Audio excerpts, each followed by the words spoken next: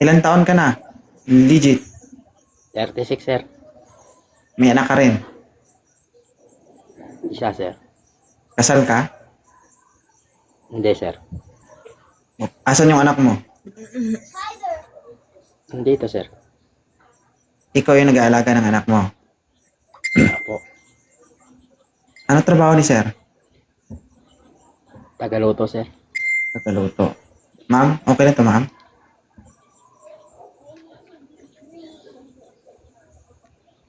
Ma'am! Pabungol-bungol ka man karon yan. Hindi, Okay lang. nainan ko yung charger ko. Okay lang si sir.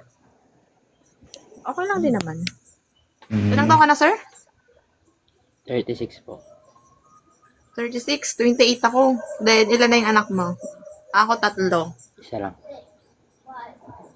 Taga saan ka? Ako, taga Palawan. Manila po. Okay. Tapos, ano pinagkakabalahan mo ngayon?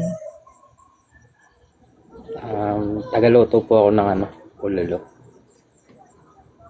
Saan? Restaurant or ano? Sa mga ano? Kainan lang, maliit na kainan lang. Okay yan pag nagkita kayo, pasipsipin ka niya ma'am ng buto-buto. Di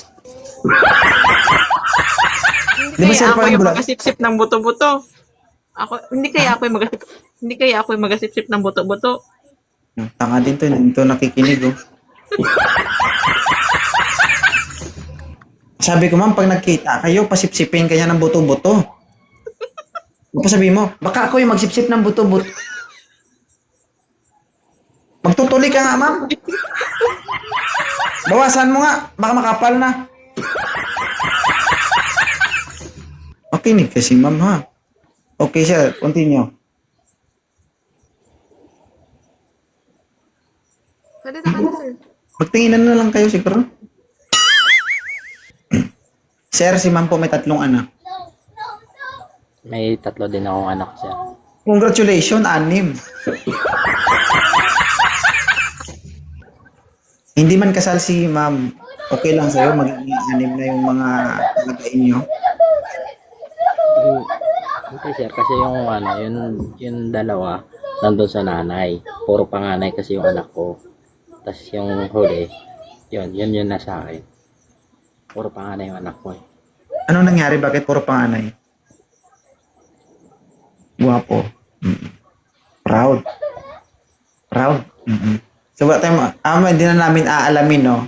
Hindi na namin aalamin kung ano yung story. So, hindi kita dinajudge, sir. Kasi, tao lang Mahal tayo. sir. Nagmahal Hindi lang. alam kung ano yung punot dulo niyan.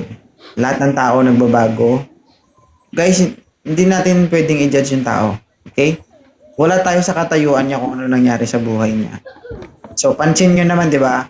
You are a single father, sir, di ba? Yes, sir. Oh, nasa iyo anak mo. Ngayon, sa panahon ngayon, single father siya. Siya naman yung nawalan ng kapartner. Oh, nasaan kanya ngayon yung anak niya. Okay? Hindi natin alam kung anong nangyari before. Pero ngayon, naghahanap siya ng partner. Malay natin. Di ba? Si ma'am ang magdi-decide dyan kung okay lang sa kanya o hindi. Atras ka doon, sir. Huwag ka tumikid dito. Okay lang to, ma'am?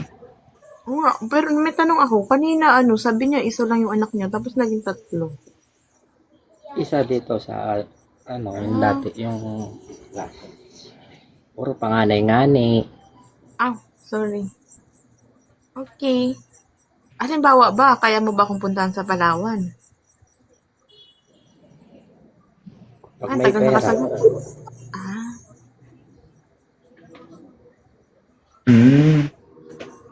Puntahan mo, sir, kasi yung lupain niya bitak-bitak na. Magpapadilig sa 4 years na po. Oo. Natatakot siya baka ilan grabing yung lupain niya. Maagaw ba? Wala nang nag-aalaga. Hi, Che.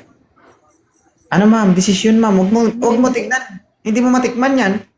Hindi nga, kasi nga syempre sabi niya, huwag may pera pa. Syempre ako yung gusto ko yung Agad-agad. Kain na agad. kayang Ngayon, gawin ngayon ng agad. lahat. Gusto niya, sir, agad. Sir, no? Alam mo kung bakit, sir? Ah. Katol. Sir. Ano, sir? Alam mo kung bakit gusto niya agad-agad? Bakit, sir?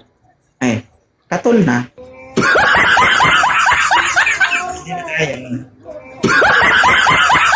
Ayaw niya, sir? Balik ka na lang mamaya. Sige, sir. Thank you. Oh, Grabe naman ko katungod. ay, tulog na lang eh. Kalutaan na eh. Sige, sige. Balik ka na lang ha. Okay? Ingat, ingat.